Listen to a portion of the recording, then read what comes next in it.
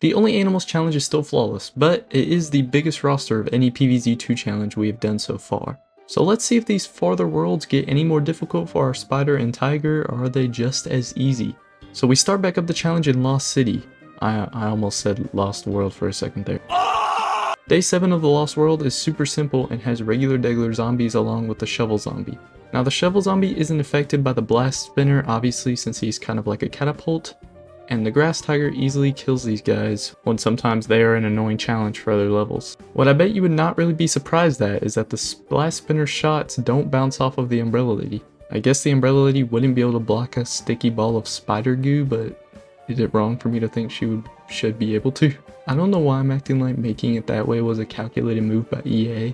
They probably don't look at how new plants they make would combat with different zombies mechanics. But nonetheless, everything just looks extremely easy for the blast spinner and tiger grass once again. At the start of level 10 it was getting a little stressful and we had to put things down really quickly, but after that it was smooth sailing. But these cocoons are also really coming clutch. Also, I just wanted to take some time to say that Lost City is like my least favorite world. Yeah, that's about all the time I want to dedicate to this world. The only good thing that happens in this world, and for this challenge specifically, is that they have the golden tiles. But this also created one of the worst plants in the game. The golden tiles help a lot since, you know, we don't have any sun producers. But it also makes me brave enough to use more of our bottom of the barrel plants. So on day 11 I was brave enough to use the turkey pole, electric peel, and bunny. Now they do have the firefly zombies, which are by far the most annoying zombies of this world, and it's not even close. Like, why do these fireflies have more health than the zombies they are carrying, bro? Zomboss should be recruiting these guys instead of the zombies. They did deal with the fireflies well enough because of the bunny with the knockback, and also since they don't attack back. The turkeys from Turkey Pole just chow down while the fireflies just slowly trying to float away. On day 15 we had to protect some of the AKEE, and again we had a bunch of sun tiles to our disposal, so I was very excited. But this time I decided not to do anything rash and I just used what works. We have almost easily countered every zombie in this world with almost zero issues. The issues just depend on what plants we use, really. On day 17, there are the imps with the giant tents that just spawn zombies. These imps can easily get overwhelming if you don't have a crowd control plant, but the blast spinner can easily shut these things down before the zombies even come out of the tent. A cocoon from the blast spinner can destroy the tent from one of these imps and decimate anything around it. This becomes even more likely when there are crowds of zombies coming at the same time as the imps, so there's almost a guarantee that these imps will be hit by at least one exploding cocoon. So yeah, these tents aren't really a huge problem. I don't think I explained it yet, but the blast spinner's plant food just cocoons the closest 3 zombies in any lane, I'm pretty sure. So just guaranteed explosions. The next zombie on day 20 is the dangling parachute zombies. These guys are very easy to deal with if we just have tiger grass in the lane. The tiger kills them immediately, especially if they're leveled up. On day 24 we had the swinging zombies and we had to not let them trample the flowers.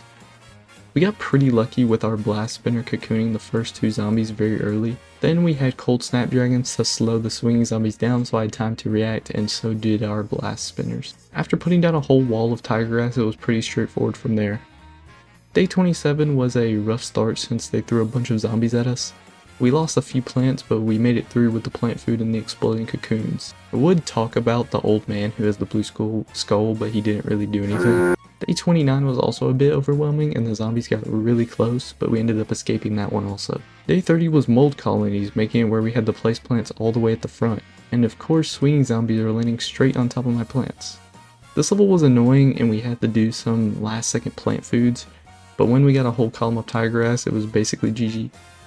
That was the final challenge of Lost City. Now we are on to Far Future. Far Future I feel like will be easier than Lost City. The big bad robots can be stalled a while and tiger grass does a bunch of damage, and since they're slow, tiger grass can keep respawning over and over again. But we start on day 4 where the sun bombs are falling. This gives us way more sun to work with compared to a normal level, so I don't think this won't be very hard at all. Yeah, I didn't think so. Day 7 was a normal level, but in the way that there were no modifications. It wasn't normal in the way that I beat it using Parsnip. So at the end of the level I made a wall of Parsnip, and since there were power tiles, I was able to have a Parsnip plant food go off in every lane for the final wave, and it was beautiful.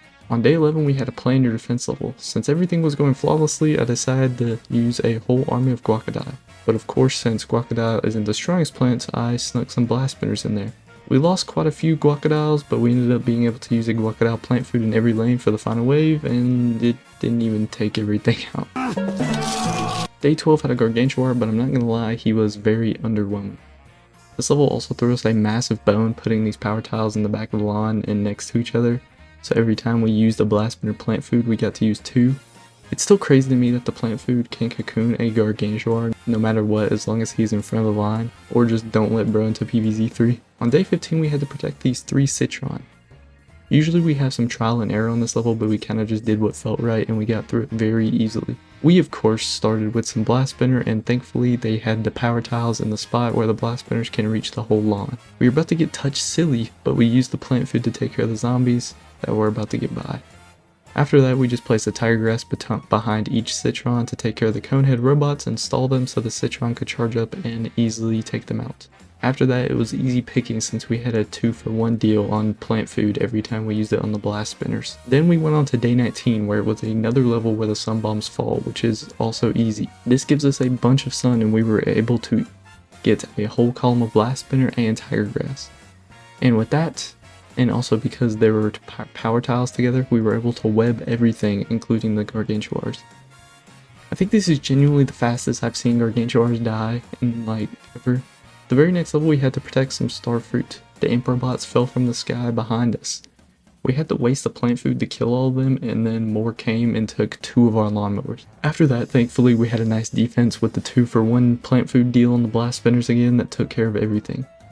We also had some Tiger Grass to ensure none of the Emperor bots got by on the lanes with no mowers. Day 22 was a planar defense level, and I decided I wasn't going to have fun or be creative, and I just put down 2 columns of Blast Spinners. The last level before our future was another Sun Bombs level, so we had Electric Peel, Guacodile, and Parsnip out there. They didn't really do much, so but we did get a 4-piece combo for the zombies of 2 Blast Spinners and 2 Electric Peel plant foods. It actually did work, surprisingly. Now we are on to the Dark Ages, and obviously since we have no reliable sun producers, we are going to be using Primal Sunflower. I can't tell you why exactly I made that decision, but it did happen, so I can't really go back. We start on night 3, and the setup is already scuffed. We start with 75 sun, and we spend it to put down our first sunflower, and then when that one produces, I put down another one. But the zombies almost always get back there, and we have to let a lawnmower go. These imps got really close to our Blast Spinner, and I had to manually let a lawnmower go, and they took another one. I had to use a second plant food, and thank goodness the Blast Spinner's plant food can shoot behind them, or else we would have lost another one. After that, it was smooth sailing with the Blast Spinners and Tiger Grass. Night 6 wasn't quite a hard start since we had a whole army since it was a planar defense level. Also, the Tiger Grass can take out the Gravestones like no one's business. Since the Tiger Grass stays out of the grass as long as there's things to attack, he destroys the tombstones really quickly, which is great at the beginning of a level so no imps spawn out of nowhere. The Jesters are not a threat at all since there's like nothing to block, and we don't have that many levels to go. On night 9 I did a new strategy and let the first zombie go so I could just build up an army of Primal Sunflowers. Surprisingly this worked, and I got a Blast Spinner down to defend by the time the second zombie was getting close to our defense. Then after that, the sun was coming in like crazy and we got multiple Blast Spinner and Tiger Grass down to kill everything. This level also had the potions everywhere, but I'm not gonna lie, the potions are just weak in general and I feel like they didn't affect much, so... Night 12 where we have to defend these puff shrooms and use plant food on them so they don't disappear is pretty easy. Since we don't have any plant projectiles that the Jester can deflect other than puff shrooms, the only thing we have to worry about is letting the Jesters get close enough to the puff shrooms where they can deflect.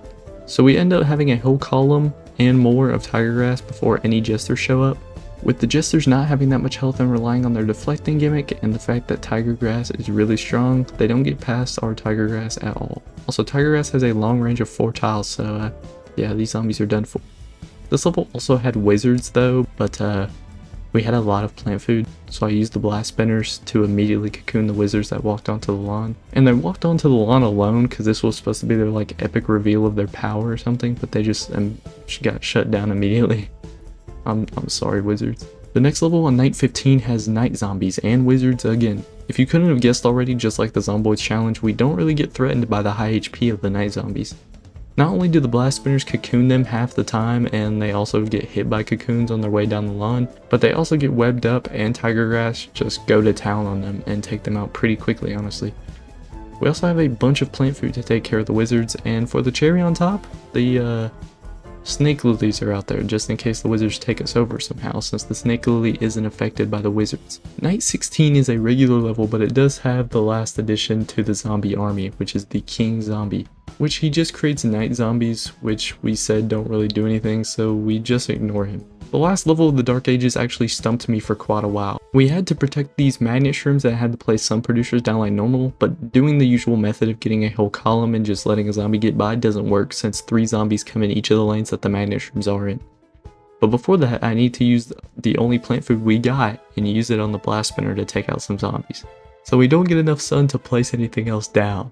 And we don't got the range or plant food or the time to deal with the incoming zombies. I actually lost quite a few times before I actually landed on this layout. We let a zombie by and we just got extremely lucky with the blast spinner cocooning this zombie right before these zombies ate our magnet shrooms, and this paved the way for us to use the plant food for the last 3 zombies. Then the rest of the level was easy as pie. The Neon Mixtape Tour is known for being fast paced and throwing tons of zombies at you at once. So if we're going to make it through, we're going to have to get some massive cocooning happening.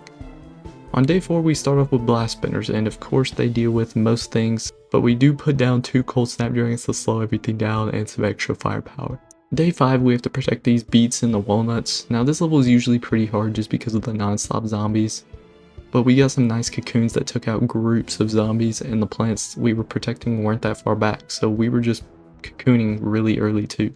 Day 8 was a bunch of zombies, and I mean a bunch.